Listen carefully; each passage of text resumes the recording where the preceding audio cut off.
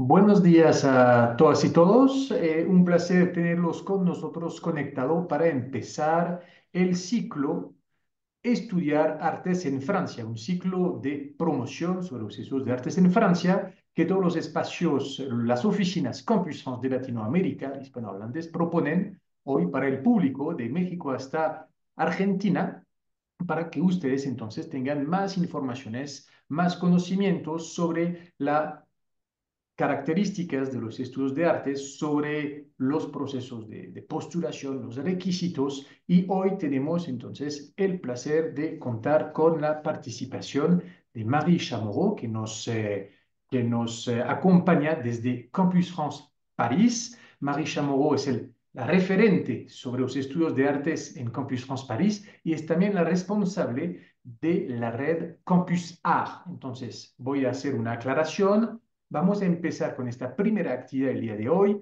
con una presentación general sobre los estudios de artes y a las 11:30 hora Colombia, entonces seguiremos con una presentación, esta vez muy específica, sobre la red Campus Art. ¿Sí? Entonces, mi nombre es Pierre-Marie Biotto, les hablo desde Bogotá, Campus France Colombia.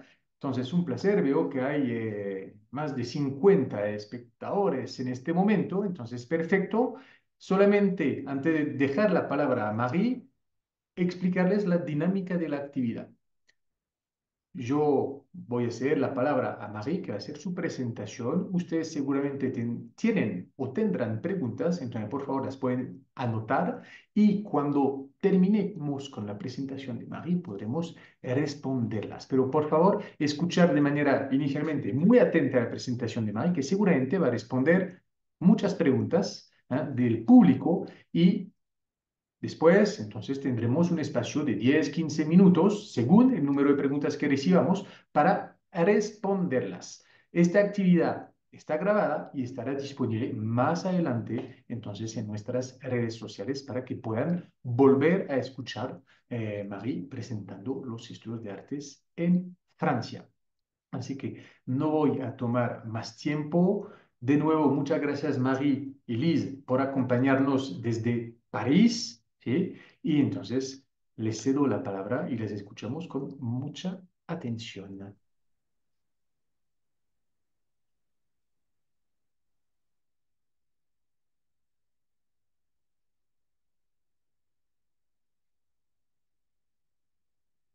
Alors, est-ce que vous voyez bien mon écran? Oui, Oui, le hop, mettre en plein écran. oui, je le fais tout de suite. Voilà. Disculpe por mi nivel en español, que es muy horrible. Voy a hacer la presentación en francés, pero la presentación es en el PowerPoint en español también. Euh, Campus France est donc l'agence qui effectue la promotion de l'enseignement supérieur français à l'étranger. Notre mission première est bien de promouvoir et de permettre à des étudiants internationaux de tout pays de pouvoir venir en France effectuer des études d'enseignement supérieur. Je suis spécialisée dans les études d'art et d'architecture. Vous avez à disposition sur nos sites Internet un certain nombre de documents que vous pouvez retrouver en 3 langues, notamment le français, l'anglais et l'espagnol. Certains pays vont beaucoup plus loin en disposant et en mettant à disposition, pardon, une information localisée. Concernant les études d'art et d'architecture, nous effectuons une information synthétique à destination des étudiants. Nous essayons de vulgariser, de résumer l'information pour vous faire comprendre, vous étudiants, la spécificité des études dans le domaine artistique et architectural en France. Vous trouverez ainsi un certain nombre de fiches domaines ou de fiches diplômes qui sont à votre disposition sur notre site Internet, notamment sur le site Internet Campus Art. Je vais passer rapidement cette page sommaire puisque nous allons rentrer tout de suite dans le vif du sujet avec cette présentation sur les études d'art et d'architecture qui, encore une fois, est aussi en téléchargement libre sur notre site Internet. Les établissements d'art et d'architecture en France sont assez variées, dépendent de ministères d'enseignement supérieur, ministère de la culture, ministère de l'éducation nationale.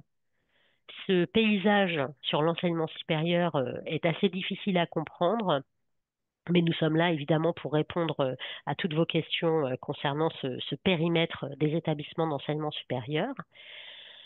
Une des choses, une des questions les plus répandues, en tout cas, c'est est-ce que c'est obligatoire de faire une classe préparatoire avant de rentrer dans des études supérieures en art ou en architecture? Ma réponse est non, absolument pas. Ce n'est pas obligatoire. En revanche, on peut comprendre que lorsqu'on n'a pas suivi de cours d'art plastique, de cours de dessin, de cours de peinture, et qu'on n'a pas forcément eu ce temps-là pour préparer un portfolio ou un book, on peut comprendre que cette classe préparatoire puisse avoir toute son importance pour rentrer dans une école d'art ou d'architecture. Il faut bien avoir en tête qu'à la fin d'une classe préparatoire, rien ne garantit de pouvoir rentrer dans une école d'art. La classe préparatoire ne donne pas réussite au concours d'entrée en école d'art, ne donne pas un diplôme d'établissement. Il n'y a rien qui dise que après avoir fait une classe préparatoire, on rentre forcément dans une ou plusieurs écoles d'art et qu'on réussisse les concours d'entrée. Donc il faut bien comprendre les objectifs de la classe préparatoire. Les objectifs, c'est bien de préparer l'étudiant pendant 1 ou 2 ans au concours d'entrée en école d'art et de pouvoir créer, constituer son portfolio, c'est-à-dire ses travaux artistiques personnels qui vont être propres à l'étudiant pour pouvoir rentrer dans une école d'art. Certaines écoles vont plus loin en proposant des classes préparatoires qui proposent apprentissage ou perfectionnement du français tout en préparant au concours d'entrée en école d'art. Donc ces classes préparatoires s'appellent FLE plus art, FLE plus mode, ce qui veut dire français langue étrangère et mode, français langue étrangère et art. C'est une classe préparatoire qui est assez intense, puisqu'en plus de la préparation des concours d'entrée en école d'art, on va préparer aussi ou se perfectionner en langue française pour pouvoir répondre aux attentes des établissements français. Donc, vous trouverez sur cette présentation, sur cette slide, notamment 2 liens qui vous mettent en avant ces classes préparatoires, qu'elles soient apprentissage du français ou seulement sur la préparation des concours d'entrée en école d'art. Donc, le résumé, c'est qu'il n'y a pas d'obligation à faire une classe préparatoire. Ça peut être cependant un temps réservé qui peut être nécessaire après des études secondaires ou surtout où on n'a pas fait de préparation et de cours d'art plastique ou de cours de sculpture ou de cours de photographie. Ça permet toutefois d'avoir ce temps-là pendant 1 an pour se préparer. Les écoles supérieures d'art et de design en France, pour certaines, ont gardé leur nom École des beaux-arts, mais la plupart ont changé de nom parce qu'elles proposent 3 options, art, design et communication. Ces 3 options, dans le mot école des beaux-arts, ne se voient pas. Certaines écoles ont souhaité justement pouvoir rajouter dans ce mot, dans ce titre directement, le mot école supérieure d'art et de design qui met design en perspective avec l'art plastique, les beaux-arts. Vous avez en tout, en France, 45 écoles d'art publiques qui sont réparties sur tout le territoire. Alors la France, n'est pas un très très grand pays. 45 écoles d'art qui ont toutes la même reconnaissance de diplôme, hein, la même qualité de diplôme. Ce sont des diplômes nationaux du ministère de la Culture qui en plus valent grade de licence pour le diplôme national d'art et grade de master pour le diplôme national supérieur d'expression plastique. Donc, un grade de licence équivalent à un bac plus 3 et un grade de master qui équivaut à un bac plus 5 pour ces écoles-là. Ces 45 écoles sont en général en 3 cycles. Certaines vont jusqu'au doctorat et proposent des options qui vont beaucoup plus loin que art, design et communication. Certaines écoles, une vingtaine à peu près, propose aussi ce qu'on appelle en France des post-masters, c'est-à-dire des formations, des études qui vont être d'1 ou 2 ans après le grade de master et qui vont pousser pour certaines jusqu'au doctorat. Alors, ce schéma est le schéma de l'agence que l'on appelle l'ONICEP en France, qui répertorie l'intégralité des formations et des établissements supérieurs. Et là, vous voyez qu'en couleur, les diplômes d'art et d'architecture se marient parfaitement dans le paysage de l'enseignement supérieur français, qui a tendance maintenant à homogénéiser toutes ses études sur un bac plus 3, plus 5 et plus 8. Alors, cette slide est en français, pardon, est en anglais. Je l'ai évidemment en français, mais parce que je ne l'ai pas encore traduite en espagnol, ça viendra sous peu. Sur notre site internet, vous pouvez grossir et voir beaucoup plus facilement la richesse des parcours qui sont calés sur le parcours universitaire dans les écoles d'art, avec certaines écoles qui vont pousser des spécialisations extrêmement spécifiques sur, par exemple, le design sonore, tapissier lissier, céramique. Donc certaines écoles vont rester dans les trois options généralistes que l'on voit en couleur rose, bleu et vert, c'est-à-dire art, communication et design.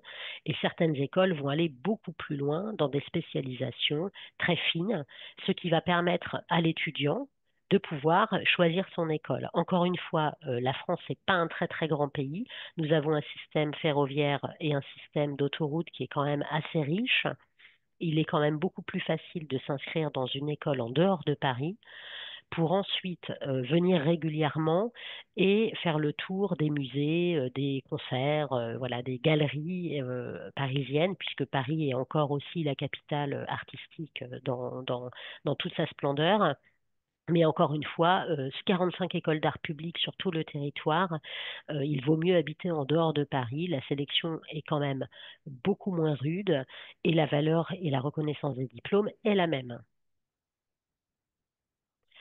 Une autre forme de schéma qui permet encore une fois de voir sur le niveau licence, sur le niveau master à bac plus 5 et sur le niveau doctorat que ces écoles maintenant sont parfaitement insérées dans le paysage de l'enseignement supérieur français. Pour les écoles supérieures d'art appliqué, 4 dépendent du ministère de l'Éducation nationale, France, qui s'appelle Boulle, Estienne, Dupéré et l'ENSAMA. Ces 4 écoles vont proposer des diplômes qui valent aussi le grade de licence et bientôt le grade de master, et qui cette fois-ci vont permettre à l'étudiant de travailler un matériau. Donc on n'est plus du tout dans la même dimension d'études que les écoles d'art type beaux-arts. Dans les écoles supérieures art appliqué, ça veut dire appliqué à quelque chose. En l'occurrence, c'est appliqué à l'usage, à l'usager, appliqué à l'industrie. Donc là, on est sur le travail d'un matériau qui va être destiné à l'usager. À quoi ça va servir? Quel usage vais-je en faire? Et puis également la dimension industrialisation, même si c'est à petite échelle, mais une industrialisation. Par exemple, la construction d'un meuble, donc le travail du bois, du métal, le travail du textile pour tout ce qui est vêtements, haute couture, prêt-à-porter, le travail de la céramique, le travail du verre, le travail du métal également pour les bijoux. Donc là, on est dans cette dimension artistique, mais plutôt métier d'art, artisanat. D'accord?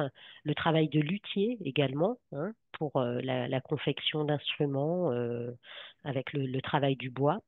Donc on est dans cette dimension artistique, mais destinée à un usage, que ce soit au quotidien ou que ce soit exceptionnel. Pour les écoles d'architecture, c'est quand même un peu plus simple, puisqu'elles sont entièrement publiques en France. Seuls 20 sont reconnus, enfin seuls 20 sont publics et 2 sont reconnus par le ministère de la Culture en France, avec également des diplômes qui vont jusqu'au grade de licence, jusqu'au grade de master.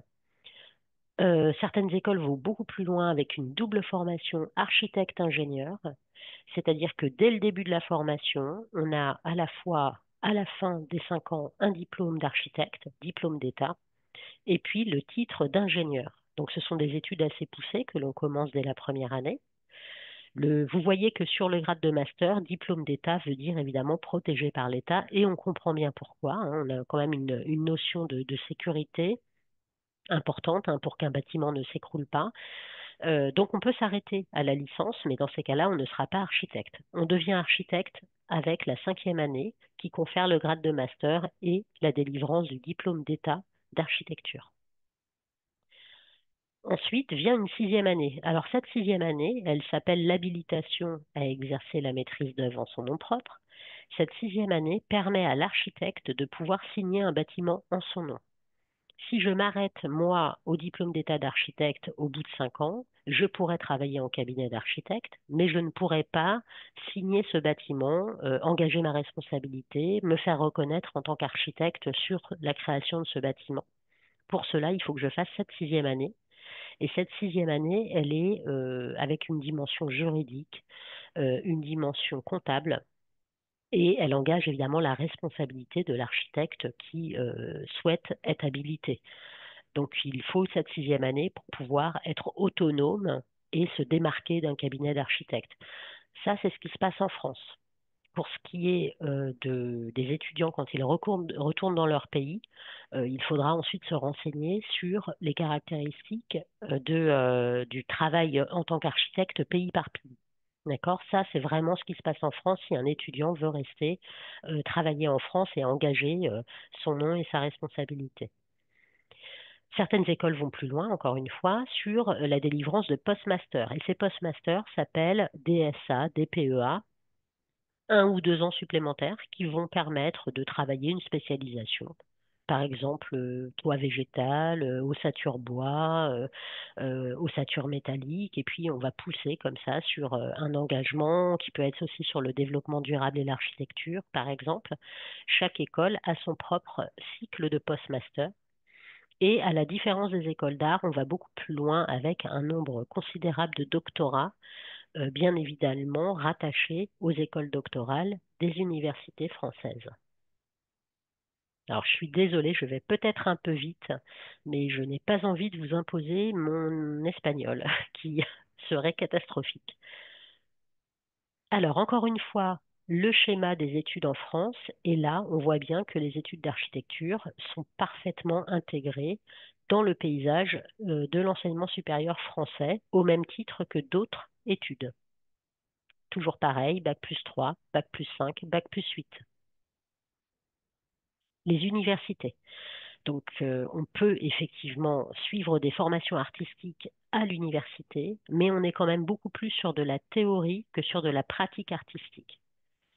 La formation à l'université est destinée à un grand nombre d'étudiants. On n'est pas dans un petit cocon comme dans une école d'art où on peut avoir des ateliers de travail du bois, des assistants qui viennent nous aider à monter une maquette. On est quand même un peu plus sur des études théoriques. Et c'est comme ça que vous, étudiants, vous allez pouvoir comprendre dans quel type d'établissement vous souhaitez aller. Si vous souhaitez plutôt être dans la théorie, l'histoire de l'art, la création de festivals, la médiation culturelle, ce sera peut-être plus facile à l'université. Si vous êtes dans une dimension artistique avec l'envie de créer, de développer un propos et de démontrer ce propos d'une façon plastique, de faire des expositions, dans ces cas-là, ce sera peut-être plus dans une école d'art. Donc c'est comme ça qu'on va pouvoir cibler le type d'établissement dans lequel on veut aller. Les écoles du patrimoine en France, 3 grandes sont assez connues, hein, je pense que vous les connaissez, l'École nationale des chartes, l'École du Louvre et l'Institut national du patrimoine, qui vont cette fois-ci travailler sur la conservation et la sauvegarde du patrimoine. Donc, sauvegarder, c'est empêcher qu'une œuvre puisse se détériorer et évidemment la restaurer quand une œuvre a déjà été détériorée par le temps ou par des aléas ou des accidents. Donc, on va restaurer cette œuvre-là. C'est énormément d'actualité puisque un grand peintre Soulages notamment qui voit actuellement pardon, excusez-moi, je suis un peu enrhumée. Ces peintures coulées, vous avez peut-être entendu parler de ça. Donc actuellement, ce peintre qui faisait des grands aplats noirs rencontre, enfin notamment les musées rencontrent des difficultés avec ses œuvres puisque un certain nombre de ses peintures coulent. Donc on n'est pas sur des œuvres archéologiques hein, quand même. Et donc on voit bien l'importance aussi sur de l'art contemporain de pouvoir sauvegarder. Donc là, il y a un travail monumental de restauration de ces peintures pour éviter qu'elles ne se détériorent encore plus et comprendre surtout pourquoi cette peinture et les vernis sont en train de couler. Donc dans ce type d'études, vous comprenez qu'on a aussi une dimension chimique, hein, scientifique très importante puisqu'on va travailler avec des matériaux comme des vernis, comme différents procédés chimiques. Ça va dépendre des produits qu'on a entre les mains et des matériaux, des œuvres archéologiques qu'on peut avoir entre les mains. Donc il peut y avoir une dimension chimique et scientifique assez poussée, avec l'utilisation aussi de rayons, et une formation très poussée en histoire de l'art pour comprendre d'où vient un objet, euh, à quelle époque il appartenait, avec quels matériaux il a été conçu, et essayer de le restaurer dans les meilleures conditions avec les matériaux de l'époque. Licence, master, postmaster et doctorat. Alors, les conservatoires, musique, danse et art dramatique, donc théâtre, ou art de la scène, hein, de façon généraliste, nous avons des types d'établissements qui sont répertoriés, donc avec deux conservatoires nationaux, Paris et Lyon. Ensuite, des conservatoires qui sont des conservatoires à rayonnement régionaux, des conservatoires départementaux et ensuite communaux. Pourquoi?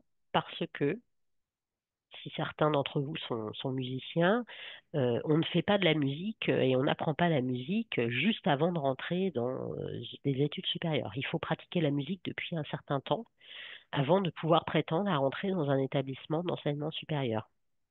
En France, par exemple, pour rentrer dans un conservatoire supérieur, il faut avoir fait de la musique pendant 8 à 9 ans minimum et prétendre à avoir les diplômes permettant de rentrer directement dans ces conservatoires. Donc là, on est dans des formations qui sont assez poussées et qui demandent un engagement et un bagage musical assez important avant même de rentrer en première année au conservatoire pour des études supérieures. Donc c'est assez déstabilisant. Mais si certains d'entre vous font de la musique, vous comprenez qu'on ne peut pas s'improviser musicien comme ça en 6 mois, c'est pas possible. Il y a une refonte prévue en France puisque nous avons 456 conservatoires. Tous ne font pas des études supérieures, bien évidemment. Donc un gros travail est en cours pour essayer de clarifier tout cela. Je vous ai mis les principaux diplômes ici qui vont de bac+2 jusqu'au grade de master et certains vont jusqu'au doctorat, notamment le Conservatoire de musique et de danse de Paris et de Lyon. Pour les écoles privées, alors c'est un gros warning, une grosse attention, puisqu'il y en a énormément en France dans le domaine artistique. Il faut absolument faire attention au type de diplôme obtenu à la fin de ce type d'études dans des écoles privées. Alors, il y a beaucoup d'écoles privées qui sont reconnues et qui sont excellentes. En revanche, vous avez un site qui s'appelle France Compétences sur lequel vous pouvez vérifier si l'école a une formation qui est reconnue par le gouvernement français. Donc, encore une fois, là, on est sur la reconnaissance et la garantie par le gouvernement français qu'il y a, euh, qu'il y a eu une évaluation, hein, d'accord, qu'il y a eu une transparence totale de la part de cet établissement sur la partie académique, pédagogique, y compris insertion professionnelle. Ça ne veut pas dire derrière que c'est un grade de licence ou de master. Ça ne veut pas dire ça. Ça veut juste dire que cette école a accepté d'être évaluée et a accepté d'ouvrir ses portes et d'être transparente dans le cadre de cette évaluation. Quitte à prendre une école privée, autant prendre une école privée qui est enregistrée sur ce répertoire. D'accord? Donc attention, parce qu'il y a des limites à ce répertoire. Ça ne donnera pas d'autres valeurs que ce jeu d'évaluation, mais au moins cette école ou ces écoles qui sont sur ce répertoire, voilà, ont accepté d'être transparents dans leur modèle pédagogique. À savoir que seule l'université en France a le droit d'utiliser le mot licence et master. Une école privée n'a pas le droit d'utiliser le mot licence et master. Donc faites attention à ça en tant qu'étudiant. Faites attention aux écoles à but lucratif qui ont tendance à mentir aussi sur ce type de diplôme et qui ont tendance un petit peu à faire des raccourcis pour séduire les étudiants. Alors, les coûts d'inscription, il y a des frais différenciés qui sont mis en place en France depuis un certain temps déjà, qui différencient justement les étudiants qui appartiennent à l'espace économique européen et ceux qui n'appartiennent pas à l'espace économique européen. Pour les écoles d'art et d'architecture publiques, il n'y a pas de différence de tarif dans la plupart des écoles. Et s'il y a différence de tarif, ça ne sera jamais à la même hauteur que l'université, hein. C'est pas du tout le même coût. Donc là, je vous ai mis justement les différents frais qui peuvent évoluer d'année en année. Attention, hein. Et bien évidemment, les écoles privées ont des frais beaucoup plus élevés qui peuvent aller très très loin en termes de coûts pour l'étudiant. Donc ça, c'est quelque chose qu'il faut prendre en compte quand vous allez candidater dans une école, y compris dans quelle ville, puisque évidemment, et encore une fois, j'insiste, le coût de la vie n'est pas le même à Paris que dans une petite ville en dehors de Paris. Donc faites bien attention à ça. Alors là, je ne vais pas rentrer dans le détail ici, puisque je vais vous parler ensuite dans la seconde présentation de la plateforme Campus Art. Et surtout, vous avez les espaces Campus France dans vos pays respectifs qui sont là pour vous renseigner en fonction de votre pays de résidence, du cursus dans lequel vous voulez rentrer. Donc, je vais passer rapidement, volontairement ici, à savoir que cette présentation, je pourrais vous l'envoyer de toute façon, mais on va parler de Campus Art juste après. Alors, certaines écoles, encore une fois, sont présentes dans la plateforme Campus Art que j'aborderai tout à l'heure. D'autres écoles n'y sont pas. Je vous expliquerai pourquoi. Vous avez des procédures suivant l'année d'entrée en cursus et suivant le pays de résidence. On en reparlera après, mais là, en tout cas, vous avez déjà un panel des différentes plateformes que vous pouvez utiliser pour candidater. Alors, les écoles d'art en général, en dehors de la plateforme Campus Art, mais c'est un peu la même chose, elles proposent une candidature en deux temps. Le premier temps, donc ça devait être l'admissibilité, c'est évidemment sur l'analyse du dossier de candidature. Donc, ça va être le dossier scolaire, les lettres de motivation, toutes les activités que vous pouvez avoir en dehors de vos cours, que ce soit dans des études secondaires ou supérieures. Et si jamais votre dossier de candidature est suffisamment solide et a été retenu, il y aura une deuxième phase qui sera une phase d'entretien avec le jury et de présentation de votre portfolio. Chaque école et chaque formation peut-être aussi, hein, c'est pas que les écoles, ça va être aussi la formation que vous allez choisir à son propre calendrier. Donc ça, c'est un peu délicat parce qu'il y a effectivement des procédures qui sont en cours entre la procédure Parcoursup, études en France et Campus Art, mais chaque école a son propre calendrier avec son temps de concours. Donc il faut vraiment regarder sur les sites internet des écoles pour savoir à quel moment on peut candidater et ce qui est demandé dans le cadre de la candidature. Certaines écoles vont demander un certain niveau de français, d'autres pas du tout. J'ai le cas d'une école d'architecture, je ne vais pas donner le nom volontairement, qui accepte que les étudiants ne parlent pas français. Il n'y a pas de niveau de français requis pour entrer dans le premier cycle de cette école d'architecture. Donc il faut bien évidemment bien regarder sur le site des établissements pour savoir à quel moment les candidatures sont là. Il y a aussi des journées portes ouvertes virtuelles, donc ça c'est très intéressant, c'est très important. Et puis bah, voilà, un calendrier spécifique bien évidemment. Alors, on n'a pas trop vocation à parler métier à Campus France parce que déjà le sujet des études supérieures est un sujet à part entière et qu'en France on a des organismes qui s'occupent justement de ces questions d'insertion professionnelle et de métier. Quand bien même, moi j'aime à dire aussi, parce qu'il y a souvent cette crainte à la fois des parents, des élèves, de dire bon bah est-ce qu'on a du travail en sortant d'une école d'art? Est-ce que finalement ça sert à quelque chose? Est-ce que les études d'art servent à quelque chose? Oui, bien sûr, bien évidemment, et les entreprises raffolent des parcours, j'allais dire atypiques, mais maintenant c'est plus du tout atypique une école d'art. Ils raffolent justement des étudiants qui sont diplômés d'école d'art parce que ça ramène de la fraîcheur, de la créativité, ça ramène une façon de penser, une réactivité, une dynamique qui est complètement différente euh, d'une dimension scientifique ou d'ingénierie.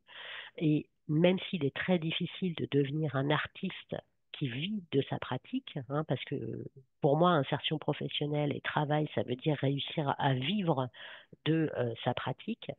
On estime qu'il y a 4% d'étudiants qui deviennent des artistes qui peuvent en vivre. Le reste ne sera peut-être pas un artiste reconnu, mais en tout cas pourra être directeur artistique, chef de projet, directeur de communication, voilà, de la conception, etc. Donc là, je vous ai donné un certain nombre de métiers qui peuvent être à disposition des étudiants diplômés d'études d'art ou d'architecture, y compris sur les professions liées à la médiation culturelle, à l'architecture, voilà. Alors, vous avez ici mon contact, donc faut pas hésiter à m'envoyer un mail si toutefois vous avez des questions. Euh, je comprends que le mode présentation et webinaire soit pas non plus facile, et encore une fois, excusez-moi de parler en français. Si toutefois vous préférez me contacter par mail pour poser vos questions, n'hésitez pas. Je vais arrêter le partage d'écran et je vais regarder les questions si toutefois il y en a. Merci Marie pour cette présentation. À la lecture, alors je continue en français dans un premier temps. À la Oui, pardon. lecture donc des questions reçues dans le module questions et réponses, eh bien, je comprends que nombreuses personnes parmi vous eh bien, comprennent le français et s'expriment très bien en français. Donc, c'est une très bonne chose. Donc, nous allons pouvoir procéder à la réponse des questions qui ont été envoyées. N'hésitez pas donc à continuer durant cette activité à nous envoyer les questions à travers le bouton questions-réponses. Nous allons donc commencer par première question de Juanita. Alors, Paola, pardon, tu nous as envoyé une question, mais qu'on répondra peut-être à la fin, et ce sera justement la transition vers la deuxième présentation Campusart. Juanita, y voy a traducir la pregunta en español de pronto para el público que no tenga un nivel de francés suficiente. Juanita nos pregunta lo siguiente, si quiero estudiar un máster en alternance en la área de la moda, Hum. ¿cómo puedo, vamos, buscar, encontrar, postularme? ¿Cómo es el proceso si quiero hacer una formación en alternance? Entonces, antes de escuchar la respuesta de Marie, de pronto C'est- recordar al público qué significa entonces los programas en alternance. En Alors, Francia, bueno, Marie, si vous voulez répondre ah, direct. pardon. Non, Euh, alors, tu veux répondre, Pierre-Marie? oui, je vais répondre de façon générale à l'alternance, D'accord. lo que significa los programas en alternance. En Francia es cada vez más común encontrar programas que proponen al estudiante, entonces, no solamente seguir una formación académica, sino tener al mismo tiempo, de manera paralela, tener entonces una experiencia, digamos, profesional para aplicar sus conocimientos. Voy a tomar un ejemplo, digamos, muy fácil de entender. Por ejemplo, el estudiante durante 2 semanas va a tomar clases en la universidad o en la escuela, ¿sí? Escuela de arte, estamos hablando de artes. Y las 2 semanas siguientes, la persona, el estudiante, estará en una empresa, en una estructura, en una institución, ¿sí? Que lo habrá aceptado para poder hacer o sea, un tipo de práctica, pero no al final de sus estudios, al mismo tiempo que sus estudios. Y después de haber finalizado estas 2 semanas en la empresa, vuelve en la universidad o en la escuela y tiene de nuevo 2 semanas de clases. Y luego las 2 semanas que siguen en la institución, ¿sí? Y así le permite entonces esta modalidad al estudiante poder aplicar de manera, digamos, casi instantánea sus conocimientos y conocer de pronto de manera más rápida, más pertinente, entonces lo que significa entonces su trabajo en este tipo de institución, ¿sí? Entonces, lo que nos parece sumamente interesante ahí es que las personas entonces van al mismo tiempo, ¿sí? Aprendiendo, adquiriendo conocimientos teóricos y también los van a aplicar de manera, digamos, instantánea, de manera mucho más práctica en una institución. Ahora, también hay otra ventaja, es que este tipo de programa entonces permite al estudiante recibir una gratificación y esto le permite, obviamente, entonces pagar una parte de sus estudios a través de esta modalidad. Ahora, cierro, digamos, esta paréntesis, la explicación de lo que es un programa en alternance y dejo entonces a Marie para que responda la pregunta para los programas en alternance en el área de las artes. Oui, alors c'est tout à fait possible de faire une alternance. Là, je parle sous le contrôle de, de Pierre-Marie.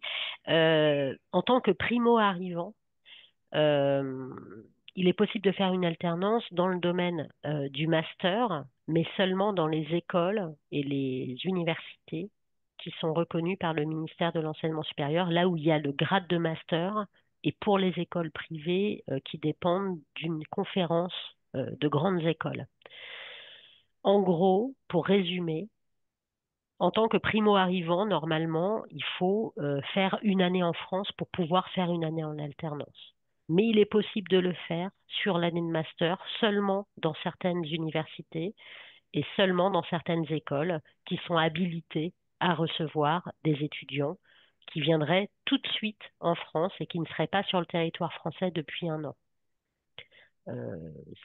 Voilà, je ne sais pas si je suis claire. En tout cas, oui, c'est possible, mais attention au type d'école dans lequel vous allez demander une alternance. Attention. Pues, efectivamente, muchas gracias por esta aclaración, Mari, porque no había abarcado este tema, porque pues Juanita hablaba de estudiar un máster, entonces sabemos que para los estudiantes que quieren hacer un máster, se puede, digamos, desde su país de residencia, pueden aplicar a un programa en alternance y no habrá, digamos, mayor dificultad para, en el momento de solicitar la visa de estudiante, cuando aplican al programa de nivel máster máster reconocido por el Estado o en una universidad o en una escuela, entonces, cuyos diplomas están garantizados por el Estado, ¿sí? Ahora, la gente que quisiera hacerlo a través de un programa de nivel pregrado,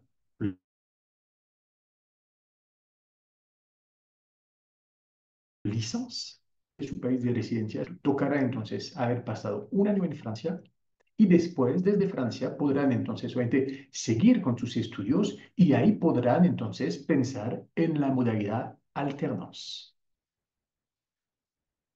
Creo que la cuestión de Juanita creo que está dirigida hacia cómo puedo hacer para encontrar estos programas en alternance.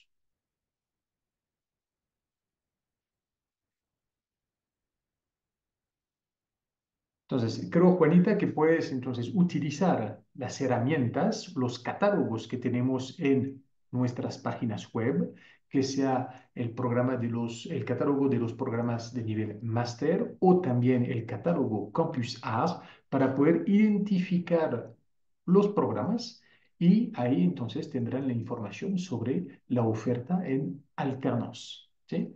De no encontrar, entonces obviamente te invitamos a comunicarte con la oficina Campus France en tu país para poder entonces recibir los enlaces o entonces tener más informaciones al respecto. Pero esto supuestamente se puede encontrar en las páginas web de las escuelas de artes. Tenemos luego una segunda pregunta de María Clara. Bonjour, je voudrais savoir s'il existe une limite d'âge pour faire des études de licence dans des établissements d'art France. J'ai 35 ans, entonces María tiene 35 años y quiere saber si hay un límite de edad para poder aplicar a estudios de pregrado en Francia. Alors, certaines écoles vont imposer une limite d'âge et d'autres non. On peut faire des études adultes en France sans aucun problème. Par contre, il faut se renseigner formation par formation. Donc, sur le catalogue Campus Art, on a bien indiqué s'il y avait une limite d'âge, elle est clairement indiquée.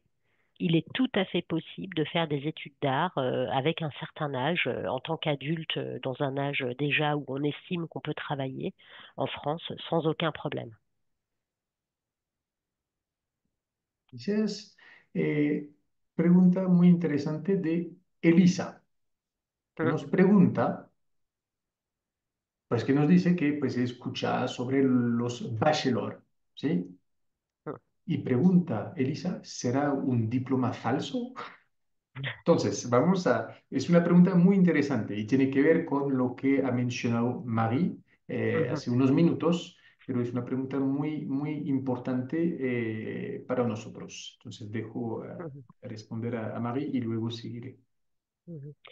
Alors, c'est une très bonne question. Ce n'est pas un faux diplôme. En revanche, c'est un nom qui est utilisé dans notamment le domaine anglo-saxon, donc qui est un peu devenu à la mode. Bachelor, on l'entendait beaucoup dans certaines études, voilà, États-Unis, Australie, et donc la plupart des écoles privées ont décidé d'utiliser ce mot parce qu'elles savent, les écoles privées, qu'elles n'ont pas le droit d'utiliser le mot licence ou master. Donc, elles ont utilisé un espèce de mot comme ça, qui est un mélange et qui se veut un peu officiel. Donc, c'est pas du tout un faux diplôme. Par contre, ça n'a pas de valeur. Ça n'a pas de valeur comme le domaine universitaire, comme la licence. Par contre, le fait que vous posiez la question, ça veut dire que dans la tête du public, ça a comme une valeur. Donc, elles ont réussi, ces écoles privées, à créer une valeur à quelque chose qui n'existe pas. Ce n'est pas du tout un faux diplôme, attention, hein, mais ça n'a pas la valeur d'une licence en l'occurrence. Voilà. De pronto voy a agregar algo que me parece importante porque lo vemos en nuestro cotidiano con los estudiantes. Vamos, el bachelor es un programa que tiene una duración de unos 3 a veces 4 años y de cierta manera corresponde a la licence, pero ahí es donde uno debe tener cuidado. Hay unos bachelor que son reconocidos por el Estado y otros que no. Los que tienen el reconocimiento de parte del Estado, entonces, perfecto, les va a dar la posibilidad luego de seguir sin mayor dificultad sus estudios a nivel máster, ¿sí? La licencia es un diploma oficial del Estado. El bachelor no siempre. Así que mucho cuidado, llamamos su atención sobre esta parte porque no tienen entonces el mismo reconocimiento. Ahora, los bachelor son programas ofertados por escuelas privadas. ¿Sí? Y por esta misma razón son programas que usualmente son mucho más costosos que los programas ofertados por escuelas públicas. Entonces ahí toca tener obviamente mucho cuidado.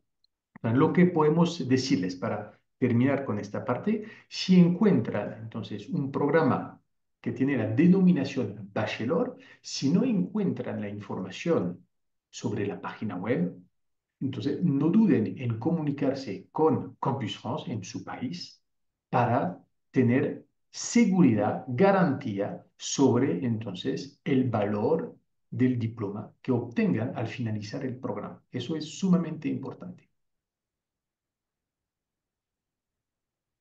Seguimos ahora con Milena. Milena que tiene, de hecho, varias preguntas. Tengo 3 preguntas. Estuve revisando el preparatorio de Dantes. ¿Este es privado o escuela pública? Y si es privada, existe un preparatorio en escuela pública, donde vamos a ir pregunta por pregunta. Entonces, clases preparatoria de Dantes y pregunta si es pública o privada. Alors, désolé, Dantes, c'est la danse, on est d'accord? Ardantes, para mí es el escritor italiano, así que de Ah, pronto, pardon. Milena, de pronto, no sé si es preparatorio, es el nombre de la escuela Oui. o si es Mhm. danza. ¿Ah? Mhm. De pronto, D'accord. Milena, de pronto hacer la aclaración y mientras entonces nos haces la aclaración, vamos a seguir con otra pregunta. Y vamos a seguir con... bueno, una pregunta obviamente que no podemos evitar y es muy normal. Pregunta de espectador anónimo. Buenos días. ¿Existe la posibilidad de becas para extranjeros en la escuela de arte privada? Oui, oui, ça existe, bien sûr. Nous n'avons pas de bourse à Campus France à Paris, hein, et sur Campus Art, nous n'avons pas de bourse à disposition. Mais quand des étudiants obtiennent une bourse, nous avons vu des étudiants qui ont obtenu une bourse pour un cursus entier dans des écoles privées, bien sûr, des écoles privées qui peuvent être très chères. Donc oui, ça existe, bien sûr. Y aprovecho la pregunta para entonces informarle que el viernes, no este, sino el otro, de la semana entrante, al nivel de Colombia tendremos una presentación con un enfoque sobre el tema de la financiación. Y nosotros desde Campus France, obviamente les vamos a dar informaciones sobre el tema de la financiación y participarán a nuestra actividad Colfuturo y también el ICETEX, que tienen estas dos instituciones, programas de becas o crédito becas que pueden ser, perdón, sumamente interesantes para ustedes, para financiar sus estudios en Francia. Entonces, el viernes, no de esta semana, sino el otro, o sea, el viernes, si no estoy mal, el viernes 7 de febrero, una presentación sobre la financiación de los estudios y becas para estudiar artes en Francia. Paula tenía otra pregunta, pero que tiene que ver con Campus Art de nuevo. Entonces, Paola, espero puedas participar en la próxima actividad para hacer tus preguntas sobre Campus Art. Eh, Camila Vanegas que pregunta lo siguiente. Mis estudios de pregrado en Universidad Colombiana tienen validez en Francia. ¿Me permiten postular a un máster?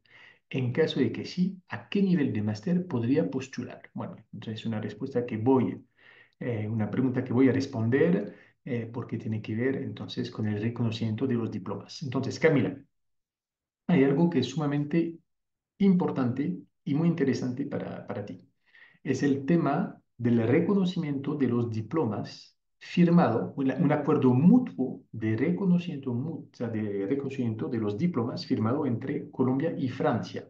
Esto significa concretamente que un estudiante colombiano que tiene un bachillerato colombiano cumple con el requisito académico para aplicar a primer año de pregrado.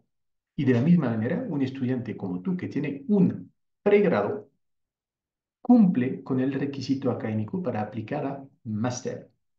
¿Sí? Entonces, en tu caso, podrías perfectamente aplicar a máster. Ahora, toca pensar que hay 2 años de máster en Francia, lo que llamamos M1, primer año de máster, M2, segundo año de máster.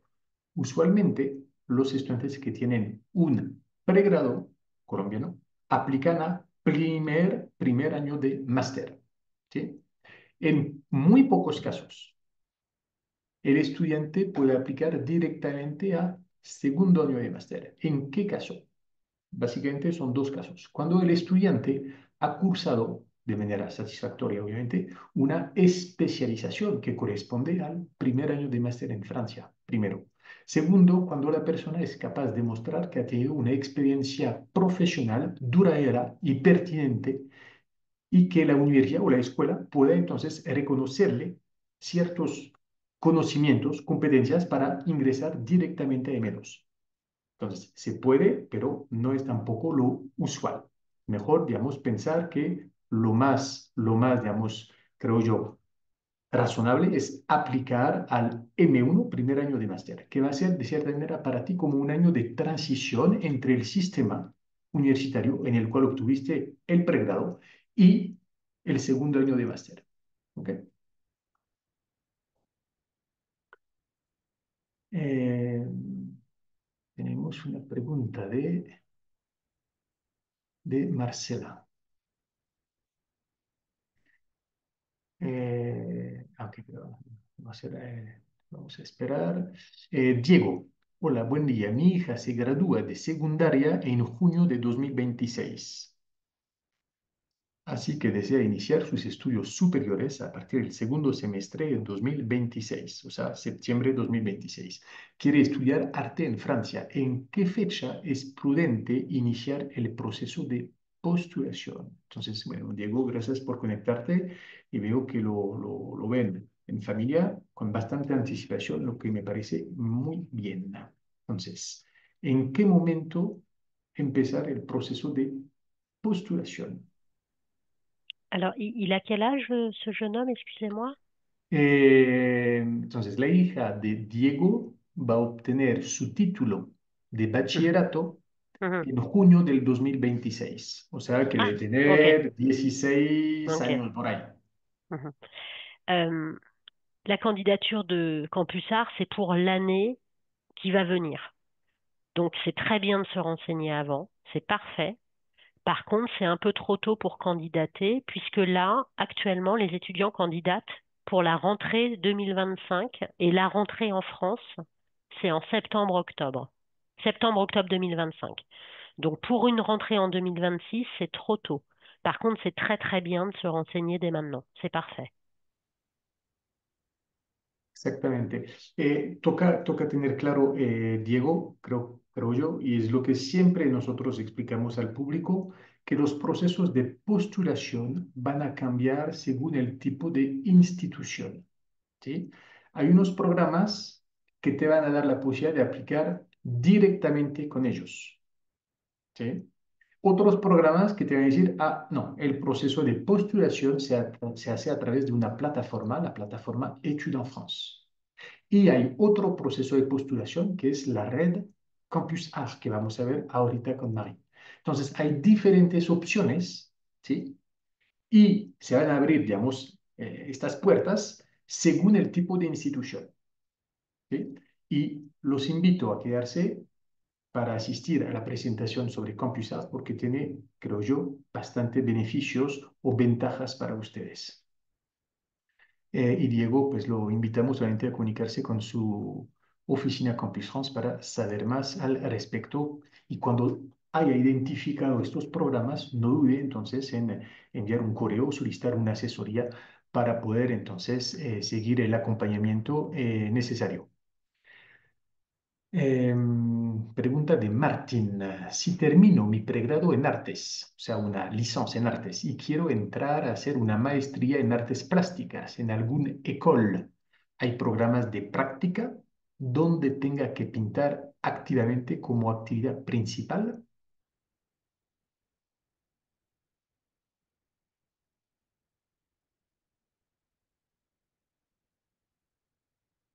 Entonces, Martín veut, après sa licence en art, poursuivre avec un master en arts plastiques dans une école.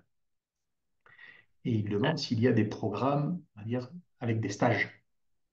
oui, oui. Alors, bah, poursuivre ses études, bien sûr, on peut tout à fait. Alors, en France, il est possible d'arrêter ses études avec le bac+3 qui donne un diplôme, d'accord? On peut bien évidemment poursuivre ses études en master. L'avantage, c'est qu'on peut faire la première partie licence dans une école, le master dans une autre, par exemple. On peut aussi faire une licence dans une école et le master à l'université. Donc, on peut changer de typologie d'établissement. Et il est bien évidemment possible de faire des stages plutôt au niveau master, bien sûr. Alors, je ne sais pas si je réponds à la question, mais de ce que j'ai compris, oui, on peut poursuivre en master. changer d'école ou rester dans la même école et faire des stages en master, bien sûr. Sí. Y en los programas que vas a encontrar en Francia siempre habrá periodos de prácticas, siempre. Y las prácticas en Francia son pagas cuando tienen una duración superior a 2 meses. ¿Sí? Y a veces sabemos que los estudiantes de pronto no le dan tanta importancia al tema de las prácticas, lo que me parece ser un error. ¿Por qué? Las prácticas permiten, de cierta manera, meter un pie en el mundo profesional. Y hay estudiantes al finalizar su formación que van a tener la posibilidad de seguir a nivel profesional. ¿Sí? Y de hecho, el Estado francés ha permitido a los estudiantes internacionales, al finalizar sus programas de nivel máster, solicitar un permiso temporal de estadía en Francia para poder buscar trabajo y así no solamente obtener el título académico, sino también poder adquirir una experiencia profesional. Y entonces las prácticas es como, digamos, este puente entre la parte teórica y más adelante tu futuro profesional. Una pregunta de Sofía Cruz, que me parece interesante porque esto puede pasar a veces cuando una persona entonces decide pronto cambiar, digamos, de formación. Sofía nos dice lo siguiente: yo tengo la licenciatura en Derecho, pero no me gustó mi carrera. Lo que más me apasiona es el diseño de objeto. Mi pregunta es si podría hacer un máster en diseño, artes aplicadas, o si sería mejor estudiar la licenciatura o una clase preparatoria en esta área. Oui, c'est une très bonne question. Alors, bien sûr qu'on peut changer d'études, soit changer parce qu'on s'est trompé ou qu'on a envie de faire autre chose, ou faire des vraies reconversions avec un certain âge.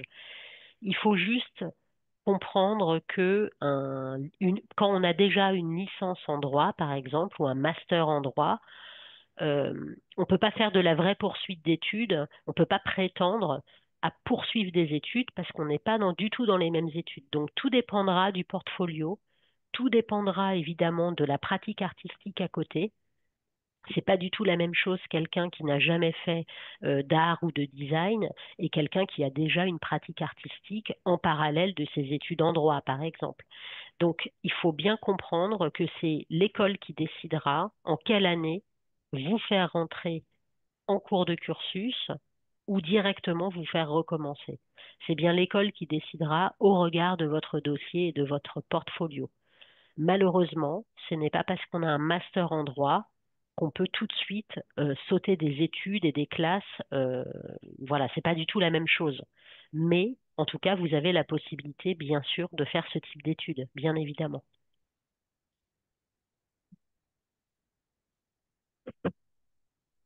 Vamos con otra pregunta. Vamos a seguir acá. Tarara, tarara, ta. Si ya tengo un pregrado terminado en mi país, ¿puedo postular a otro en Francia con un tema totalmente distinto? Pues tiene que ver con la pregunta anterior. Digamos, es una persona que decide cambiar, digamos, de formación universitaria. Importante es ver si entonces, de cierta manera, tú podrás convalidar unas materias y a ver entonces en qué nivel de estudios podrías aplicar, ¿sí? Pero sí, se puede, se puede. Tarara, Daniela. Daniela, que nos pregunta lo siguiente: tengo 26 años y cuento con mi título de licenciatura y una especialización de 2 años. ¿Soy elegible para una maestría en Francia? Daniela, eh, no conozco, digamos, la situación en cada país de Latinoamérica. Entonces, te invito, obviamente, a comunicarte con la oficina Complutense en tu país. Yo voy a responder para Colombia. Si tú tienes un título colombiano de licenciatura y una especialización obtenida acá en Colombia, sí puedes perfectamente, entonces, aplicar a un máster y con lo que he dicho anteriormente, habrás entendido entonces que posiblemente podrías aplicar directamente al segundo año de máster por tener una especialización. Lorena, ¿qué documentos son usualmente necesarios para aplicar a máster? Y si se necesitaría que estén traducidos a francés o inglés, ¿cómo se validarían? Entonces, yo voy a responder la segunda parte sobre la traducción. Esto depende, Ángela, de las instituciones. Algunas van a pedir entonces una traducción, pero usualmente te van a pedir una certificación oficial. Si es para el francés, será el DELF o el DALF o el TCF. Y son certificaciones oficiales que no requieren, perdón, una traducción. Si es para el inglés, puede ser el IELTS, el TOEFL, el TOEIC, en fin, certificaciones oficiales y usualmente no se pide tampoco, entonces, traducciones para esto. Ahora, en cuanto a la primera parte de tu pregunta, ¿qué documentos son usualmente necesarios para aplicar à master? Alors, pour répondre à cette question, cela dépend évidemment euh, des formations que vous allez choisir.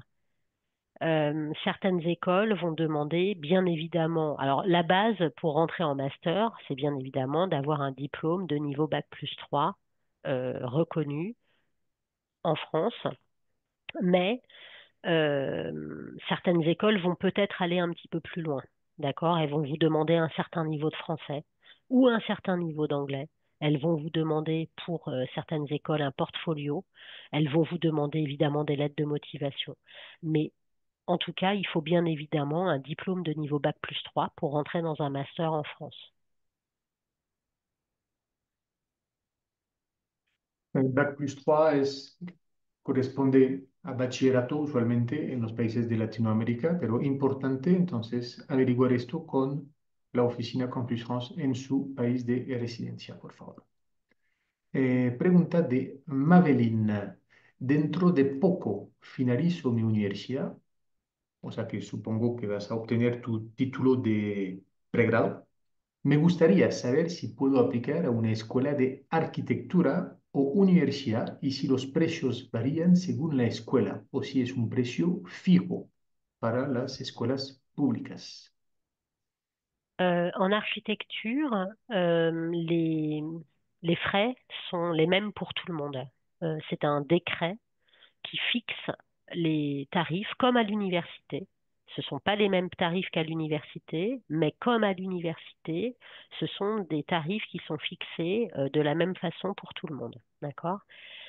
Alors bien évidemment, si vous terminez vos études universitaires, vous pouvez postuler dans une école d'architecture si toutefois vous répondez aux prérequis qui sont demandés par l'école d'architecture. D'accord? Donc il faut bien regarder ce que les écoles d'architecture demandent. Encore une fois, un certain niveau de français peut-être, un portfolio, voilà, des lettres de motivation. Mais en tout cas, les tarifs dans les écoles d'architecture, qui sont des écoles publiques, sont les mêmes pour tout le monde. Ahora, Madeline, voy a completar la respuesta de Marie.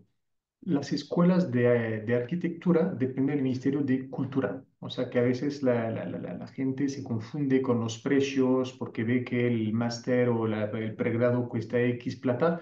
Las escuelas de arquitectura, por depender del Ministerio de Cultura, las escuelas de arquitectura, entonces tienen precios diferentes, que si no estoy mal, los precios actualmente oscilan alrededor de los 600 euros al año. ¿Mm? Primero. Luego, las escuelas de arquitectura tienen un proceso de postulación que está muy claro, está en las páginas web de las oficinas Campus France, se llama DAP amarilla. ¿Sí? Este proceso va a cerrar este 31 de enero, o sea que tienes 3 días y medio para aplicar. Si entonces quieres aplicar para empezar clases en septiembre del 2025, puede ser que lo estés contemplando para el otro año. ¿Ya? Toca pensar que, y de hecho me quedo un poco sorprendido, no hubo ninguna pregunta sobre el nivel de idioma para los estudios de arquitectura, usualmente piden el C1. ¿Sí?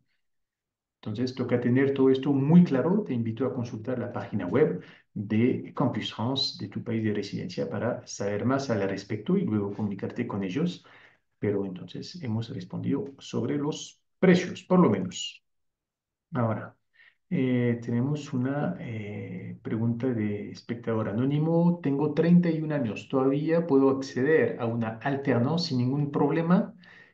Pues toca averiguar con la escuela, ¿ah? O la universidad si hay un límite de edad definido para aplicar a los programas de alternance. Pero cuidado, eso se puede, entonces, insistimos, a partir de tu país de residencia si aplicas a un programa de nivel máster. ¿Ok? Eh, Tenemos una pregunta de Daniela. Daniela que nos dice, actualmente estoy en Francia como fille au pair. Cumpliré un año y medio de celo. Estando aquí, ¿puedo aplicar a un alternance o debo volver a mi país? Mis títulos, o sea, Colombia, mis títulos están en proceso de validación, pues tengo mi título profesional y tecnología, terminados en 4 años.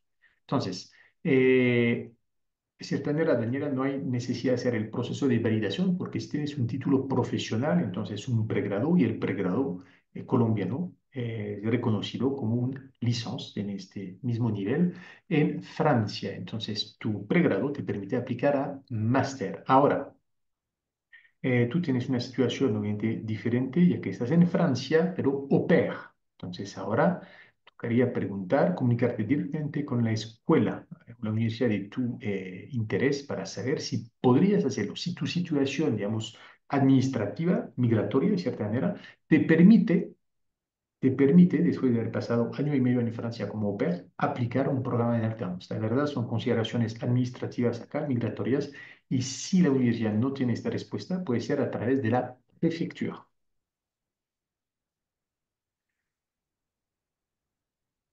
Eh, seguimos.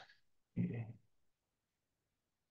Si ya son las 11:12 y a las 11:30 tenemos la presentación, todavía con Marie, sobre Campus A. Y vi que había preguntas sobre Campus A, entonces las vamos a guardar para la segunda presentación.